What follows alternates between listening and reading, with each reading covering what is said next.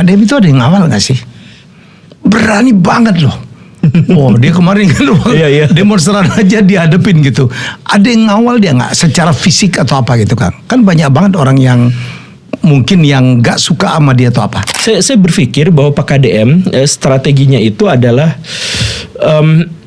saya juga pernah sampaikan Pak KDM itu melakukan korupsi, Pak. Korupsi kebalik. Maksudnya? Bahwa di sekitar kita di sini ada jin, ada hantu, ada yang kadang-kadang berinteraksi dengan kita dan bahkan bisa kita uji. Bapak mau tahu Pak? Siapa yang nempel di Bapak tuh? Kodam yang nempel di Bapak tuh yang menjaga. Assalamualaikum warahmatullahi wabarakatuh. Ternyata bukan saya aja ya teman-teman yang merasakan siapa sih sosok sebenarnya di belakang Kang Deddy Mulyadi, ya.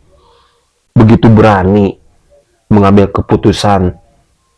Contohnya kemarin-kemarin yang di Bekasi itu ya, yang sungai bantaran kali, itu kan apa? Berpuluh-puluh tahun, teman-teman ya. Gubernur sebelumnya pun nggak berani itu musik bantaran kali tersebut dibongkar. Tapi ya Kang Deddy Mulyadi labrak itu semua. Sebenarnya siapa sih sosok di belakang Kang Deddy? Oke, jadi di sini Kang Deddy dibicarakan oleh Guru Gembul di sebuah podcast ya teman-teman, yang mana ya mereka juga penasaran siapa sebenarnya sosok di belakang Kang Deddy Mulyadi. Tapi ya Guru Gembul menyatakan bahwa apa benar ada Prabu Siliwangi ya di belakang Kang Deddy. Yang pertama, kita harus percaya teman-teman, alam gaib ya, alam gaib itu benar nyata adanya. Selain kita harus percaya rukun iman yang 6, kita harus percaya alam gaib itu ada. Contohnya apa? Jin, setan, malaikat, itu wajib kita percaya ya.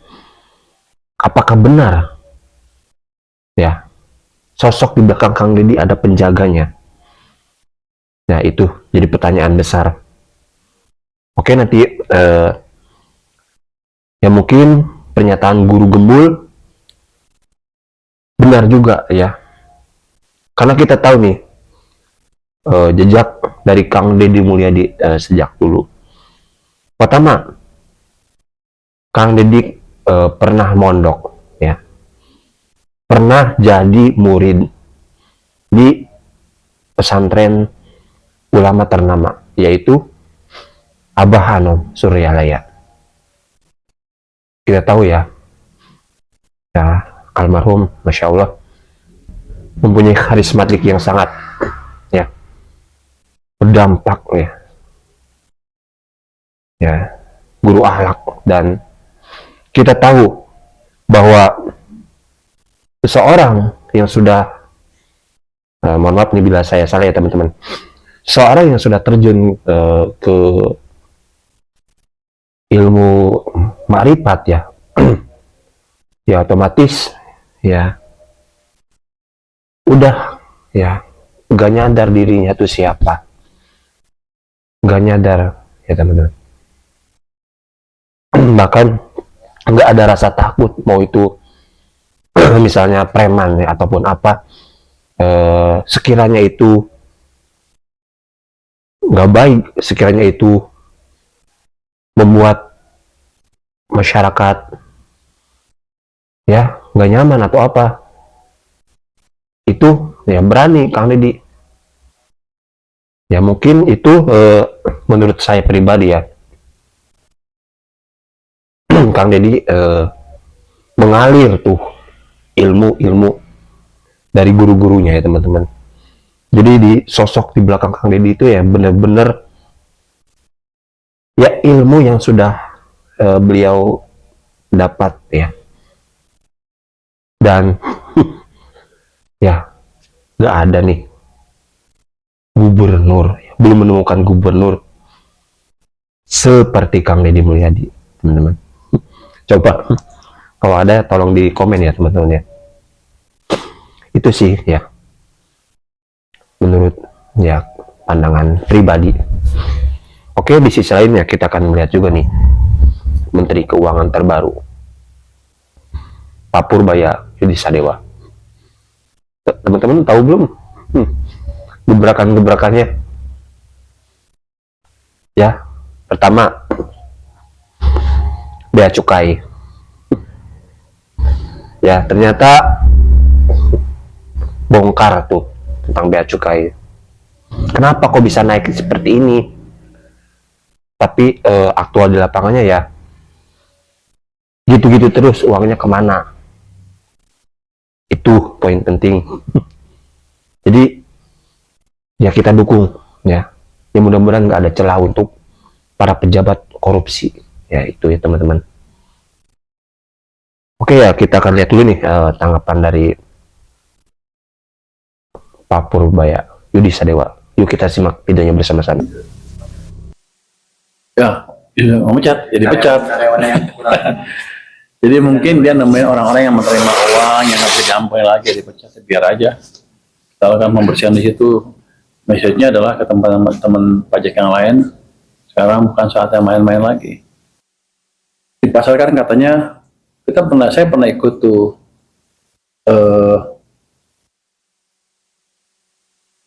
fashion show yang didukung oleh Bank Sentral BI waktu itu, terus busana muslim bagus-bagus.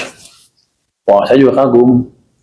Tapi nggak lama saya dengar 99% busana muslim di sini dikuasai oleh produk-produk Cina. Kan jadi lucu. Kita belaga lah bagus, yang kuasai pasar sana. Nah, kalau persaingan normal mungkin saya nggak bisa apa-apa. Tapi yang ilegal-ilegal itu saya akan beresin. Supaya industri tekstil lokal maju, garmen lokal maju, baju-baju gini mereka maju, kita maju. Itu jadi saya nggak akan ngasih pasar kita ke negara lain tanpa perlawanan itu. Nanti kita panggil liputan. Saya nggak harusnya ketemu pengusaha-pengusaha juga nanti nggak lama.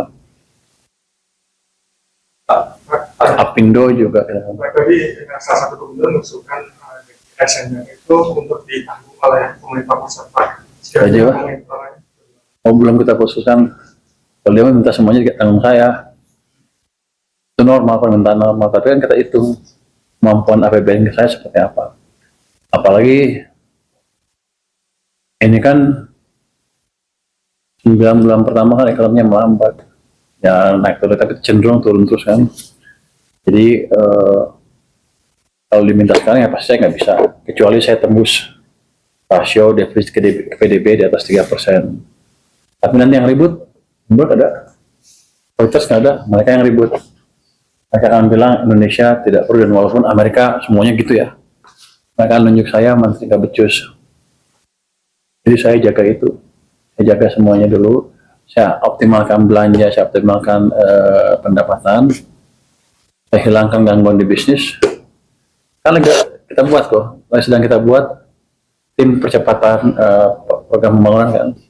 Di situ nanti ada, salah satunya ada bottlenecking. Nanti di bottlenecking kan seru. Saya akan terima pengaduan dari semuanya, pebisnis. Saya akan rapat 1 hari dari pagi sampai sore.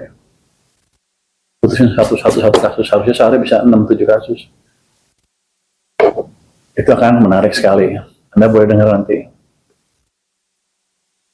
Pasarapan dan MBG berarti sikap Bapak tegas, Pak. Tuh, bukan tegas, orang yang nggak dipakai, uang yang nggak dipakai kita ambil, enak aja. Terus ngapain duitnya di situ? Bukan tegas nggak tegas. Saya diam, misalnya nggak diserap ya, di situ nongkrong. Kalau dia serap kan habis. Kalau nggak serap ya dia mau buat tegas nggak tegas, uangnya nggak pakai di situ. Saya ambil satu tempat lain. Jadi tergantung mereka. Semuanya juga begitu, kalau nggak dipakai uangnya memang biar nongkrong di kementerian, tarik, taruh di program-program yang lebih siap dan lebih cepat jalankannya. Caranya program apa itu, Pak? Alihannya. Jangan dulu lah, nanti adu sama yang lain. MBG jadi, wah Purbaya berani menegur MBG. Bukan negur, kita mau dukung lebih cepat. Nanti kalau nggak bisa uangnya nggak saya ambil, kan fair. Karena kan banyak di situ uang yang cukup. Daripada nganggur, saya bayar utang, bayar bunga, tapi nggak dipakai kan rugi. Dan untuk tambahan itu mau diambil dari mana? Nanti mau diumumin sama Menko ya? Tunggu deh dari Menko, jangan saya duluan. Soal pendirian DPR itu tidak ada update itu. Apa tuh? Soalnya kan sudah masuk ke dalam rencana kabinet. Nggak tahu, biar aja kalau dibangun. Tapi saya pikir sih, biar aja sampai sekarang. Lain soal dirjen pajak Ya, mau pecat, jadi pecat. karyawannya yang kurang. Jadi mungkin dia nemuin orang-orang yang menerima uang, yang nggak bisa diampuni lagi, dipecat, biar aja. Kalau kan pembersihan di situ, message-nya adalah ke teman-teman pajak yang lain, sekarang bukan saatnya main-main lagi. Pak, kemarin kan ke Bea Cukai di Soekarno Hatta banyak yang ini ya bawa email tes itu Pak, apa gimana? Ada beberapa, dia bilang, tapi yang saya lihat bukan iPhone loh. Mereka juga beli apa yang biasa bukan Apple. Android juga sama, banyak juga ke situ. Sehari bisa berapa puluh dia bilang kemarin ya. Lupa saya nggak 80 kalau nggak salah sehari. Nggak banyak-banyak amat, tapi prosesnya cukup cepat. Nah, Pak mau beli. Kembali lagi ke pertemuan kepala daerah tadi.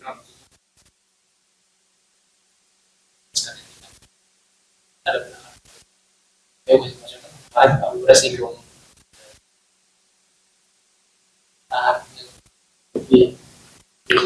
Jadi gini, ini semuanya tergantung pada kepala daerahnya lagi nanti ke depan.